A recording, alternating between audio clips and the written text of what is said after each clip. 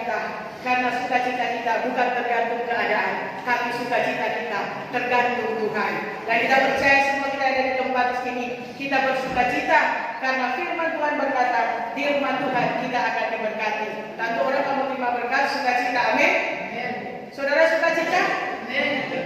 Bersukacita dan bergembiralah karena Tuhan. Maka apa yang menjadi keinginan hatimu akan dipenuhi oleh Tuhan. Puji Tuhan, saudara-saudara, kita buka kebenaran firman Tuhan di dalam kitab Yakobus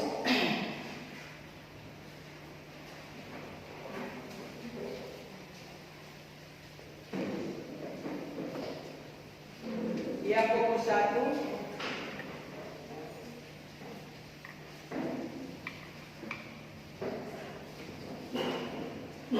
ayat 12. Satu ayat saja, dan kalau sudah dapat kita baca bersama-sama di dalam nama Yesus. Perikopnya pemujian dan pencobaan. Berbahagialah orang yang bertahan dalam pencobaan, sebab apabila ia sudah tahan uji, ia akan menerima mahkota kehidupan yang dijanjikan Allah kepada barang siapa yang mengasihi Dia. Puji Tuhan, saudara-saudara, kita mendengarkan janji Tuhan yang luar biasa, bahwa ketika kita tetap mampu berbahagia di dalam pujian-pujian yang Tuhan luaskan terjadi di dalam kehidupan kita, maka ketika kita tetap bertahan, kita akan menerima mahkota kehidupan. Saya percaya itu semua yang menjadi tujuan kita beribadah, karena tujuan iman kita adalah untuk keselamatan jiwa. Jadi orang yang bertahan di dalam pujian-pujian akan mendapatkan mahkota kehidupan yang dijanjikan Allah bagi barang siapa yang mengasihi Dia. Banyak firman yang kita telah dengarkan bahwa untuk bukti kita mengasihi Tuhan, kita melakukan segala perintah-perintah Tuhan. Sebab saudara-saudara, firman Tuhan berkata, siapa yang dipuji oleh Tuhan? Yang tahan uji, yang dipuji oleh Tuhan. Jadi kalau masuk ujian, berbahagia, karena itu kesempatan bagi kita untuk mendapatkan pujian dari Tuhan. Kenapa kita akan mendapatkan pujian dari Tuhan? Sebab ketika kita bertahan di dalam masalah ujian-ujian yang Tuhan luaskan terjadi, dan kita tetap mengucap syukur, berarti kita hidup di dalam firman. Dan ketika kita hidup di dalam firman Tuhan, maka segala janji-janji Tuhan itu akan menjadi bagian kita. Saudara-saudara, datang ibadah kita perlu masuk ujian. Sebab untuk membuktikan orang-orang yang mengasihi Tuhan, bukan dari sekedar dari perkataan, tapi lewat ujian-ujian itu akan membuktikan apakah kita sungguh-sungguh mengasihi Tuhan. Bukan cuma sekedar kita beribadah. Abraham, dia dikasihi oleh Tuhan. Dia benar-benar mengasihi Tuhan, tapi dia harus melewati ujian.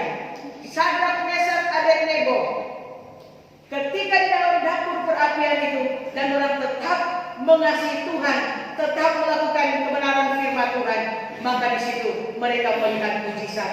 Begitupun kita, saudara-saudara. Firman Tuhan berkata di dalam Wahyu 3 ayat 10, hanya mereka yang tekun menantikan Tuhan dan melakukan segala perintah-perintah Tuhan yang akan diselamatkan. Ini hari-hari terakhir, ada banyak ujian-ujian. Dan firman Tuhan berkata, sekiranya waktu ini tidak dipersingkat, hampir-hampir tidak ada yang dapat diselamatkan. Orang benar hampir-hampir tidak dapat diselamatkan. Jadi orang sekalipun orang beribadah, rajin ibadah, kalau orang tak bertahan di dalam kebenaran, mahkota kehidupan ini tidak akan menjadi bagian kita. Kalau tidak tahan uji, kita tidak akan dipuji Tuhan. Tapi mari kita jadi jemaat yang tahan di dalam ujian. Ada ujian apa hari ini? Kita semua pasti mengalami ujian. Tapi sebagaimana Rasul Paulus berkata, segala perkara dapat ditanggung di dalam Dia yang memberikan kekuatan. Jadi ketika kita tetap ada di dalam Dia, maka pasti kita akan tetap kuat. Saudara-saudara, ujian yang Abraham alami itu tidak sebanding dengan apa yang Tuhan minta pada orang sekarang. Abraham percaya Maka ketika di dalam ujian itu tidak sembarang Tuhan dan kita Tuhan dalam kasih nanti anak. Kadang-kadang orang cuma waktu orang so hitung-hitungan dari Tuhan. Kadang-kadang orang cuma doi so hitung-hitungan dari Tuhan. Maka Tuhan bilang untuk orang-orang yang akan berhasil mengikuti Tuhan cuma apa? Orang yang mampu menyangkal diri, yang segala sesuatu dari tujuan hidup itu cuma melakukan firman, baru dia akan berhasil. Sebagaimana Yesus, saudara-saudara, Yesus pun dicobai. Mari kita buka di dalam Matius 4.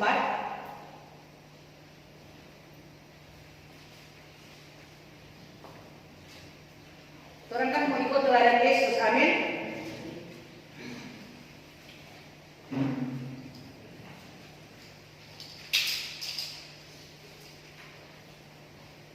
Pencobaan di padang gurun. Maka Yesus dibawa oleh Roh ke padang gurun untuk dicobai iblis. Dan setelah berpuasa 40 hari dan 40 malam, akhirnya laparlah Yesus. Lalu datanglah si pencoba itu dan berkata kepadanya, "Jika engkau anak Allah, perintahkanlah supaya batu-batu ini menjadi roti." Tetapi Yesus menjawab, "Ada tertulis, manusia hidup bukan dari roti saja, tetapi dari setiap firman yang keluar dari mulut Allah."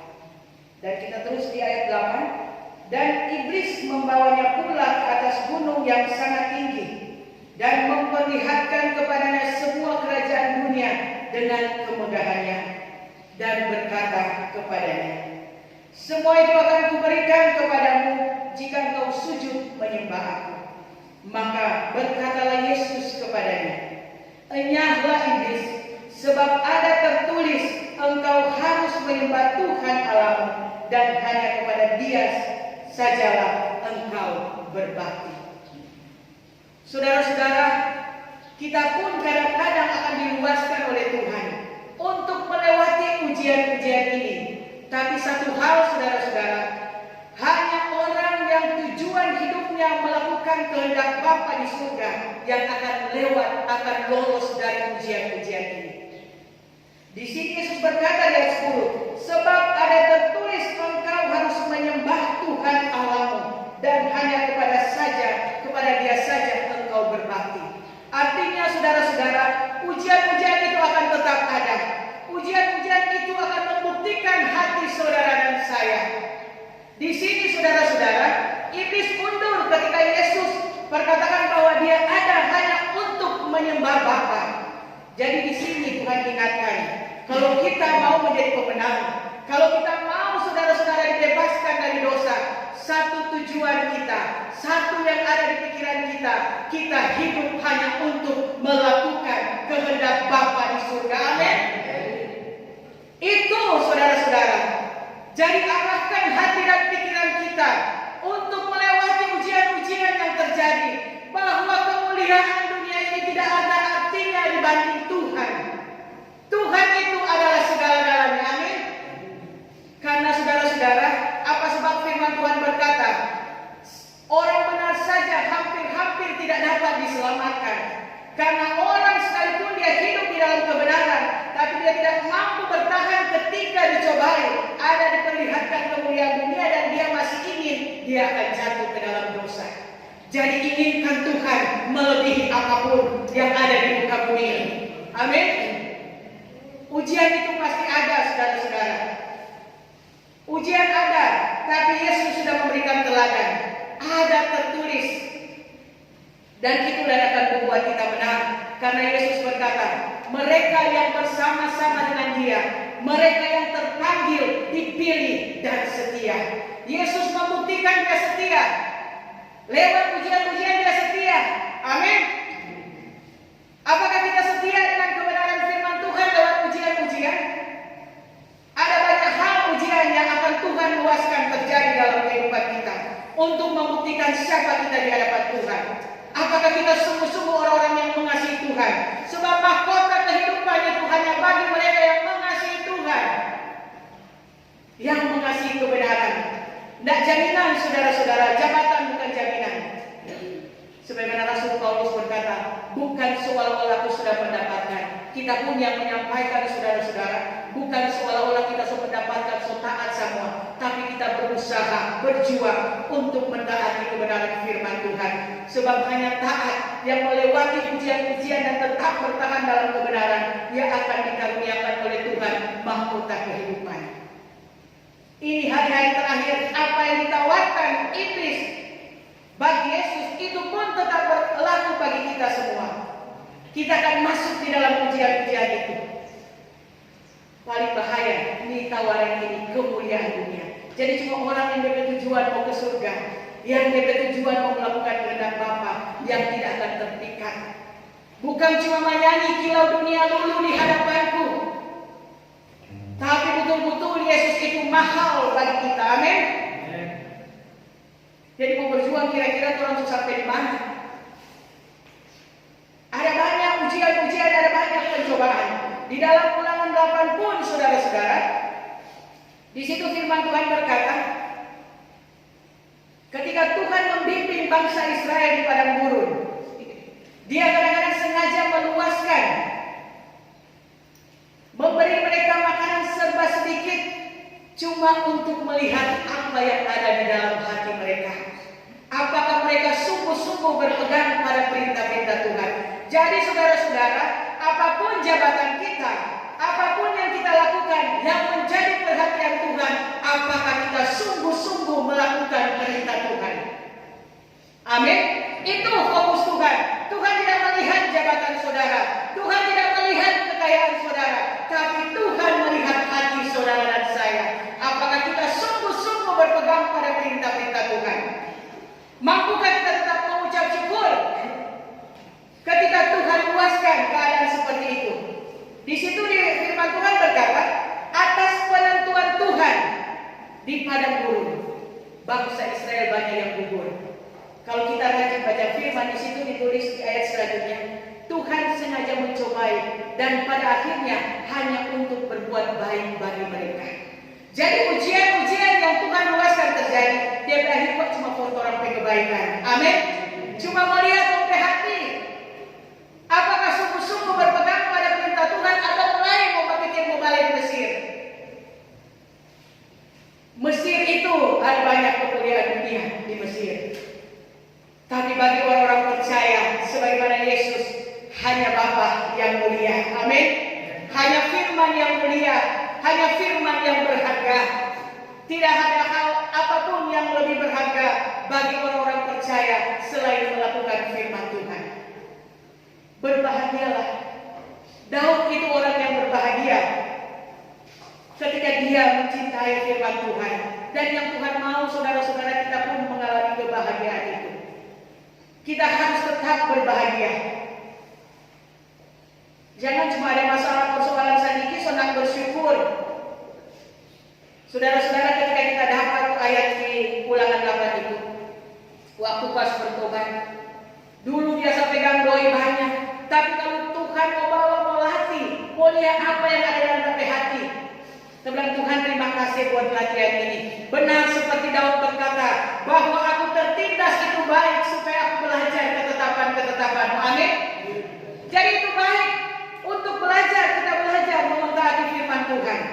Tapi kalau orang tidak sungguh-sungguh mengasihi Tuhan, orang akan mampu melewati ini ujian-ujian ini. Sebab hanya orang-orang yang mengasihi Tuhan, yang mau mentaati perintah Tuhan, yang akan merasakan penyertaan dari Tuhan. Yosua dan Kaleb boleh berhasil, boleh beruntung tiba di tempat yang Tuhan janjikan. Karena apa? Karena orang punya jiwa lain jiwanya dalam ujian-ujian dan juga dalam apa? Asalkan kita tidak memberontak kepada Tuhan, pasti kita akan menerima janji-janji Tuhan. Amin. Saudara-saudara, kalau bukan firman yang jadi kesukaan, sia-sia kita beribadah. Sia-sia kalau bukan Tuhan yang terutama dalam kehidupan kita. Sebab sekalipun kita memiliki seluruh bumi ini, firman Tuhan berkata, kalau kita akan kehilangan nyawa, semuanya sia-sia. Artinya ketika kita beribadah dan tidak sungguh-sungguh mengasihi Tuhan, kita akan kehilangan nyawa. Tapi mari belajar taat pada kebenaran firman Tuhan. Apapun yang Tuhan luaskan terjadi, mari kita tetap mengucap syukur kepada Tuhan. Jangan ketika Tuhan luaskan kita masuk ujian, so habis So hilang sukacita, bukan sudah jadi hidup bagi ini. Hidup yang paling berarti ketika kita mentaati firman Tuhan. Itu tuh hidup yang sesungguhnya. Karena manusia hidup bukan dari roti saja. Artinya bukan dari hal-hal yang orang sukai, tapi manusia hidup ketika dia dapat mentaati firman Allah. Amin. Kita kembali pada kebenaran firman Tuhan di dalam kitab Yakobus tadi.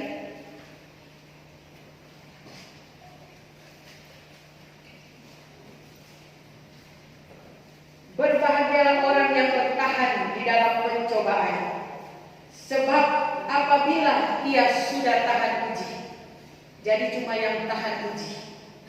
Ada ujian apa sekarang Pak Yoga?